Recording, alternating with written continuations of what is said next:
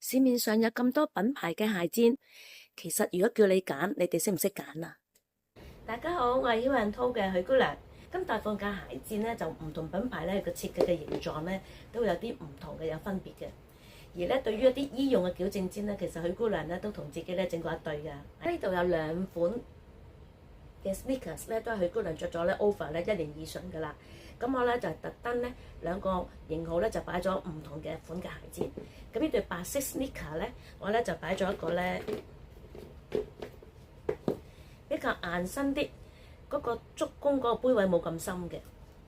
咁呢個金色呢個鞋咧，我就特登咧擺咗一個咧唔同物料嘅，比較記憶啫喱嘅。咁你見到個杯位咧就比較深啲嘅，係啦。咁我首先講咗白色個 sneaker 先啦。咁你好明顯見到咧，阿許姑娘咧左邊咧係挨向外側多啲嘅，你見到啦，好明顯啦。金色嗰對咧一樣咧，左邊外側都係蝕多啲，但係好似個位置有啲唔同喎。咁而家再俾大家咧再做一個對比，擺試正啲先。咁你見到咧，喂睇落去，除咗因為佢生膠，你哋有啲誤導嘅時候咧，哇好似呢對蝕多啲喎，呢對咧好似咧冇咁蝕多啲喎，同埋個正中位多啲個，冇咁偏斜呢邊個喎，呢度係斜多啲個喎，咁樣啦。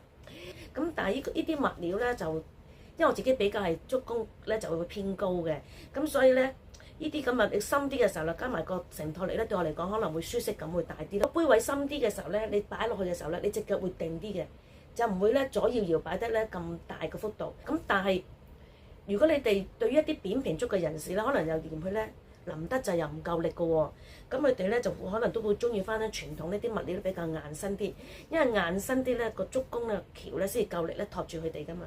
如果托得好嘅時候咧，其實佢都唔會話太離譜咧，搖擺得太緊要嘅。揀咩類型嘅鞋墊或者咩設計咧？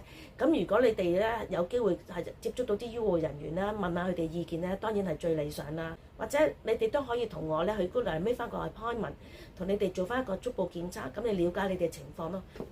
多啲選擇啦，即係 Hew&To 裏邊，咁俾你哋試清楚嘅時候啦。既然都係揀鞋墊啦，咁真係作一個比較啦，或者我都可以咧俾翻啲意見你哋啦。即係你已經買咗鞋墊啦，咁想再好啲嘅時候啦，咁都可以拎埋個鞋墊嚟 Hew&To 孭翻個 appointment 做個足部檢測，咁我咧會因應你嘅情況咧，再俾翻啲資訊大家嘅。